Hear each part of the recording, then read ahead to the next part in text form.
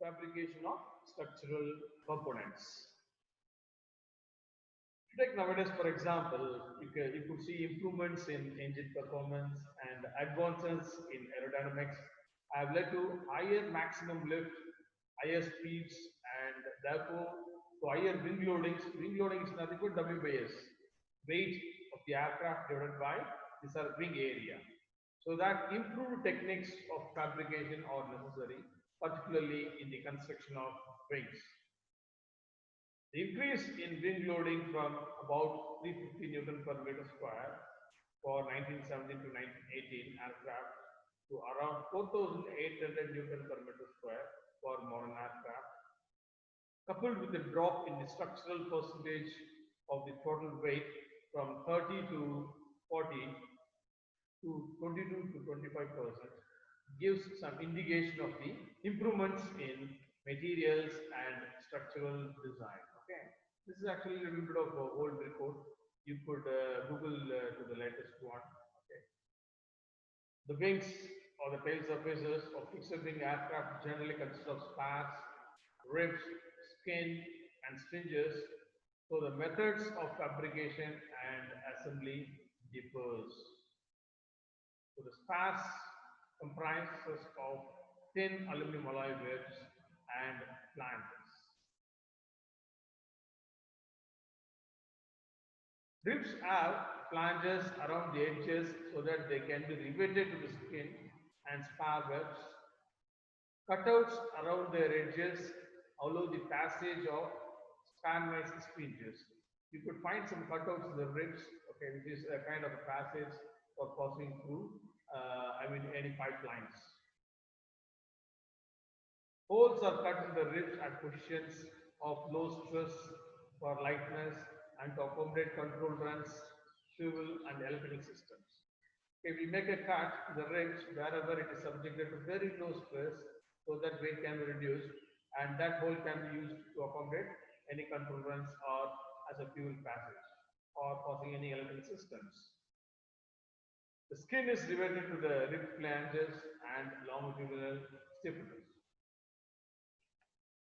If you look at the leading edge, where the curvature of the skin is large, the aluminum alloy sheets are passed through rolls to perform them to the correct shape, correct aerodynamic shape. The forward chord-wise sections of the wing should be as smooth as possible to delay transition from laminar to turbulent flow. Thus, counter-sunk rivets are used in these positions as opposed to dome-headed rivets nearer the trailing edge. These things you could observe in the even if you take our Cessna aircraft or this Kiran aircraft in our aerospace hangar. So this figure shows the primary component or the main components of any typical aircraft which are fabricated and assembled. Sometimes these are fabricated in different countries and it is shipped to the assembly hangar, then it is assembled, then it is tested for flying with the help of a pilot.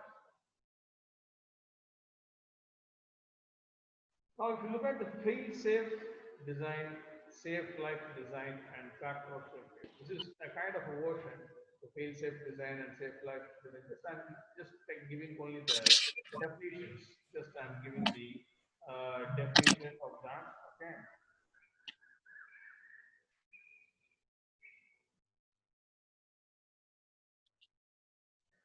The factor of safety is usually expressed as a ratio of the load carrying capability of the structure to the expected loading.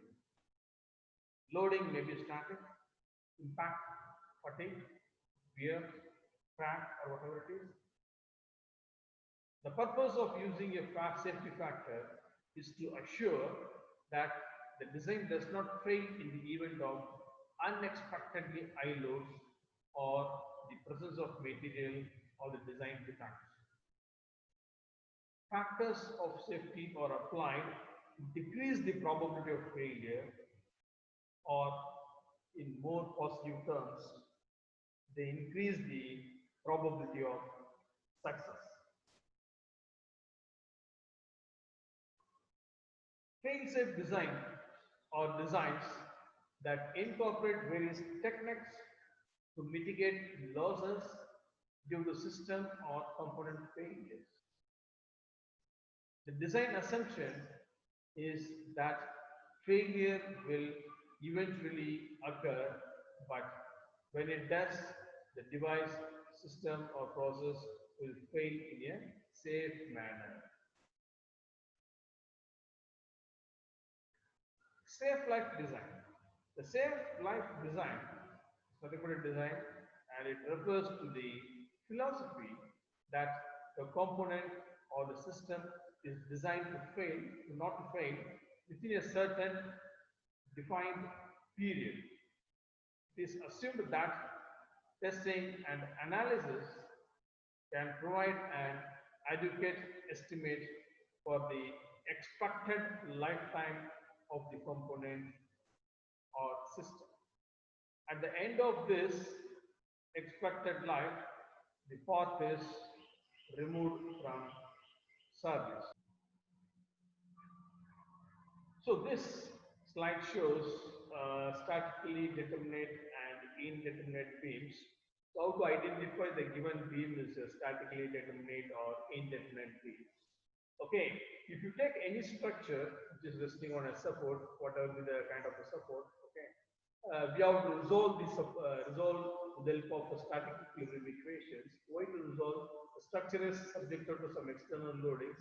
How to find the support reactions, the unknown support reactions. Okay, we know that we have got x, y, z axis. So the forces can be applied along x, y, z directions or at some angular directions.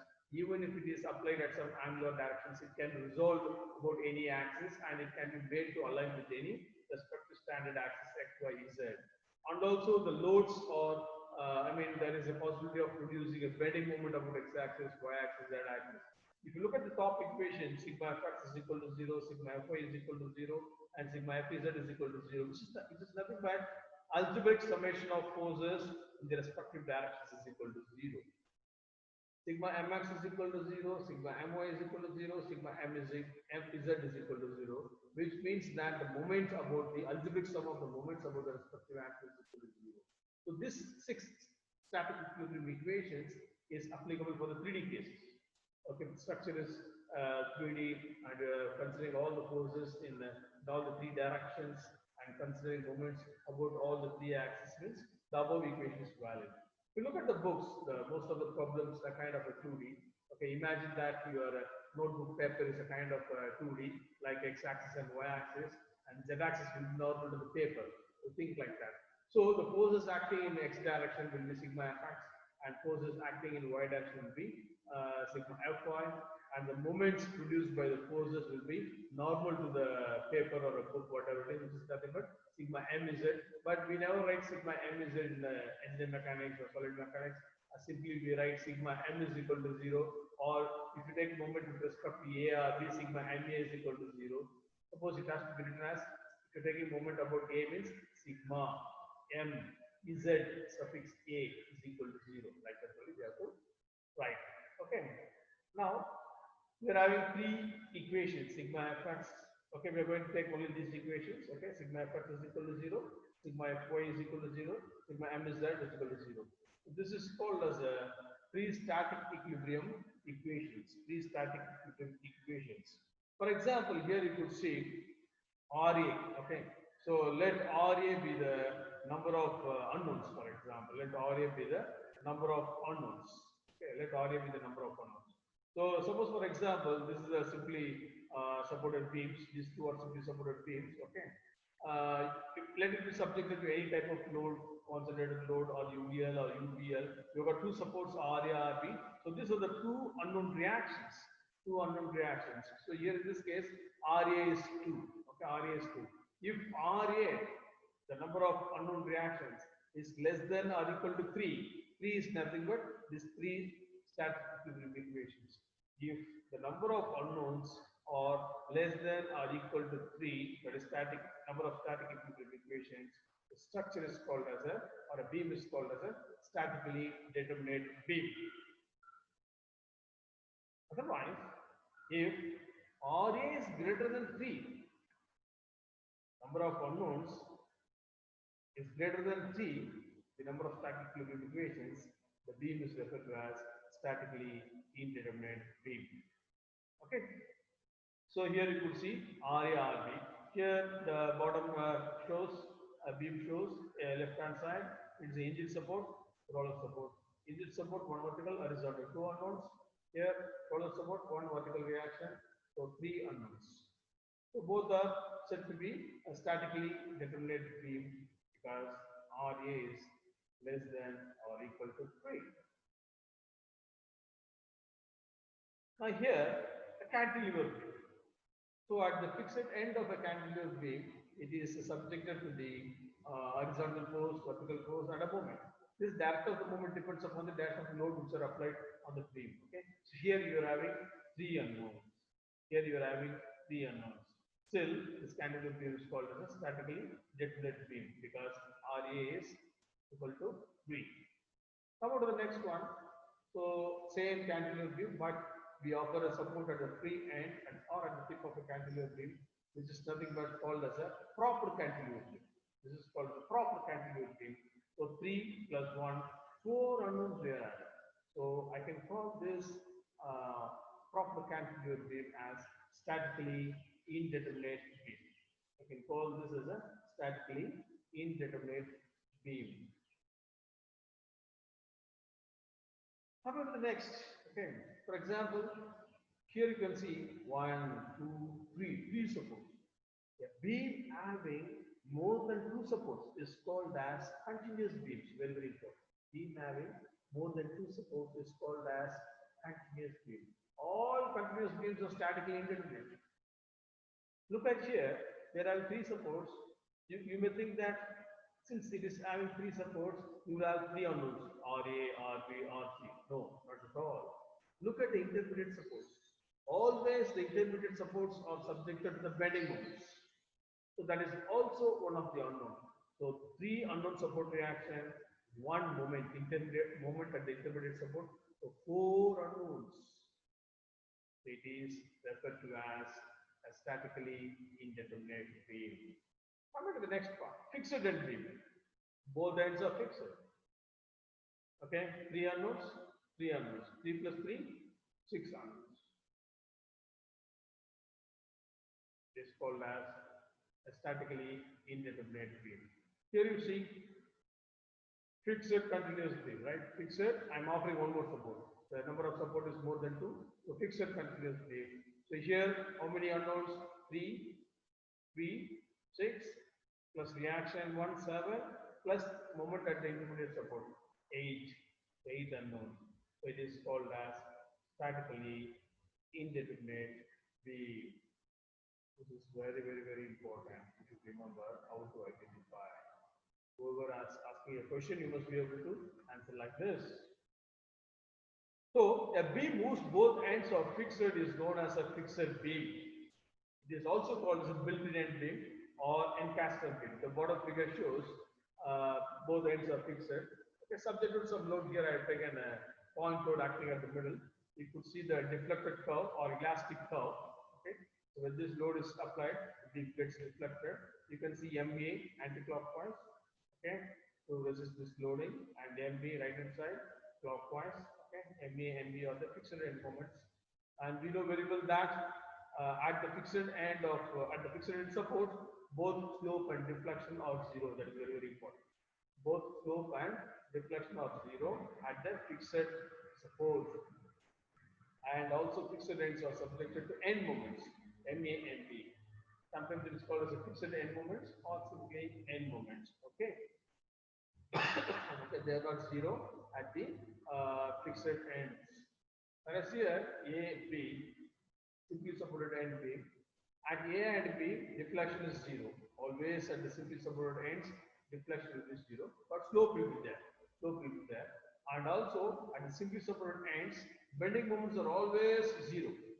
Okay, bending moments are always 0 at the simply supported ends. At the simply supported ends. Okay. Okay, so as I stated already, a beam which is supported on more than two supports is known as a continuous beam. A continuous beam. I take a suppose for example, how to find this MA and MB. Okay, it's a statically indeterminate beam. How to find the end moments? If the question is take a fixed end beam which is subjected to any type of load or load at the middle of the beam or an eccentric point load or UDL, how to find the fixed end moments, how to find the slope and deflection, or how to plot the shear force and bending moment diagram for the given loading for a fixed end beams that we are going to see now. Okay, so how to find this fixed end moments MA and MB? Okay, by using these two concepts, we are going to find out MA and MB for different loadings. So how to find? Equating the area of bending moment diagram due to vertical loads to the area of bending moment due to end moments. So what is the area of bending moment diagram due to vertical loads? The beam is subjected to point load, UDL, UBL. With the help of this, we would have plotted the bending moment diagram in solid mechanics. So we have to calculate the area of that bending moment diagram. Then I told you already the end moments at the fixed ends that also will give rise to a bending moment diagram, and we have to calculate the area of that bending moment diagram. Then we have to equate these two areas to get the values for MA and MB. And MA and MB two are known. We need two equations. So if you again go to the second concept, equating the distance of CG, center of gravity, CG of bending moment diagram due to vertical loads to the distance of bending moment diagram due to end moments. That is, for each and every bending moment diagram, you have to calculate the CG distance. You have to calculate CG distance. Okay, from the respective support, I will tell you what is that respective support. Okay, and also CG distance for the bending moment diagram due to end moments. Okay, the distance of CG must be taken from the same end for both the cases. I will tell you what is the same end for both the cases while solving the problem. Okay, so these are the 2 points we are going to follow to find out this MA and MB. When I solve the problem, you'll be understanding what is this exactly, even if you're not able to understand now. Next, let us go to the next topic, slope and deflection for a fixed beam subjected to a point load at the middle. To take a simply supported beam subjected to a point load at the middle in solid mechanics, we have plotted the bending moment diagram by finding the support reactions. Support reactions are RE, RB, W by 2, W by 2. The bending moment is maximum at the middle where the load is applied. So that bending moment, maximum bending moment is nothing but WL by 4. So we are calculating the bending moment diagram, right? Nature of the bending moment diagram is a triangle nature. So that is nothing but the bending moment diagram due to vertical loads. So hereafter, instead of saying bending moment due to vertical loads, I will call it as a mu diagram. Okay, mu diagram. Then the bending moment due to end moments, I will call it as a mu dash diagram. Okay, mu diagram, mu dash diagram, or mu prime, whatever it is. Okay. So now this is the loading given. I will just taken the thing, the next slide. And here you could see the subjected to MA at fixed support, okay, anti-clockwise to resist this bending, loading, and here in right hand side MB, okay, MB in clockwise, okay, and it is having support reactions RA, RB. So I told you already at the fixed end you will have horizontal, vertical, and moment. So here we are not including any horizontal support reactions at A and B, because the external load is acting just exactly perpendicular to the beam, that is the vertical direction, that is Y direction. There is no any inclined loads acting on the beam, or no any any loads acting horizontally. So it will be 0. Okay, the horizontal unknown support reactions at A and B, RAH, RBH would be 0. That's why it is not shown in the figure. Now we have to draw the bending moment diagram for the load, vertical load. So you see here at A, okay, this triangle is nothing but mu diagram, bending moment diagram for the vertical loads. So bending moment value will be 0 at the simply supported beam. Here also 0. So the fixed beam given given fixed end beam, you have to consider it as a simply supported beam to plot the new diagram. So that's why you're getting 0 here and 0 here, and you're constructing this WL by 4. Nature of the bending moment diagram is a straight line. Okay, so bending moment diagram is WL by 4. This is a mu diagram or bending moment diagram due to vertical load. Now at A, MA is acting, at B, MB is acting. Okay, if you recap from applied solid mechanics, subjected to, for example, any load, any beam, if any couple is acting, the couple is always shown by the vertical line in the bending moment diagram. Vertical line in the bending moment diagram. Now here at A, MA I have shown vertically upward, okay, MB I have shown vertically upward. So both are negative because left hand side anti-clockwise negative, right hand side clockwise negative. Both are having the same magnitude because load is acting exactly at the middle, and also support reactions RA and RB will be same because it's nothing but W by 2, W by 2. So the fixed end moments MA will be equal to MB. Okay. The beam is symmetric, loading is also symmetric, hence MA is equal to MB, you will see here. So as I told you here, the first one, equating the area of the bending moment diagram due to vertical loads, okay, and bending moment diagram due to end moments. Here you could see here, area of this triangle, okay, off into L by 2 into WL by 4, area of this off, okay, another off also I am having, so multiply by 2 is equal to total length L into MA. You can have MA or MB because both are same only. So if you simplify this, you will get MA to be WL by 8. So due to symmetry, MA is equal to MB is equal to WL by 8. WL by 8. Okay, now I want to find out the support reactions. Okay, support reactions. Okay, RA and RB. I have to find the support reactions here.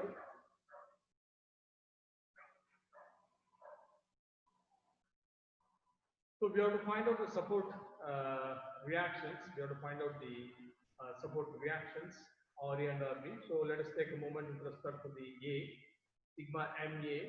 So minus anti-clockwise is minus MA. This is clockwise plus MB. Okay, I'm taking a moment with respect to the left hand side. So that's why it is anti-clockwise negative. This clockwise is positive. Okay, plus MB. RB into L. RB gives anti-clockwise with respect to A plus W into L by 2.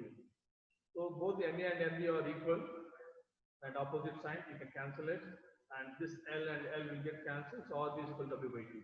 So due to symmetry, RA is equal to RB is equal to W by 2. RA is equal to RB is equal to W by 2. And here, just I'm recalling the same figure here, the bending moment diagram. It's a mu diagram due to, that is a vertical load, bending moment diagram due to vertical load. And this is the bending moment diagram due to end moments mu dash diagram. And you know very well how to plot the shear force diagram or A W by 2 at A. So it vertically upward, that's positive. Okay, here to see no loads. So draw the horizontal line, which means that between A and C, the shear force remains constant. Once I reach point C, W is acting downward.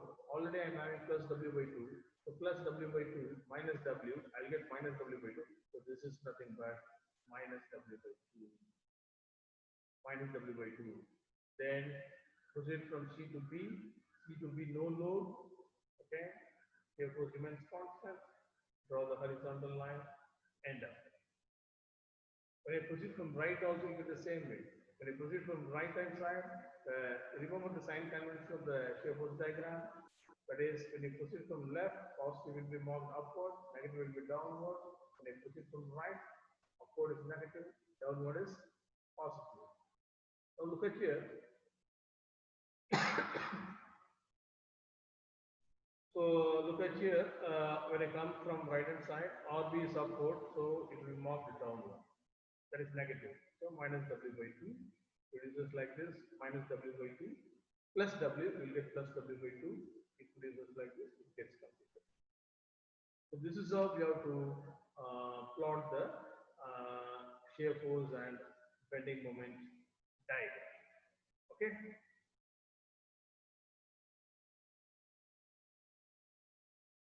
Okay, now to find the slope and deflection for this, okay, I have taken the same loadings. I have taken a section x-axis at a distance x from the left hand support A. Recall from solid mechanics, Mmax is equal to EI d square y by dx square is equal to, okay, Ma is anti-clockwise minus Ma plus Ra into x clockwise, Ra into x.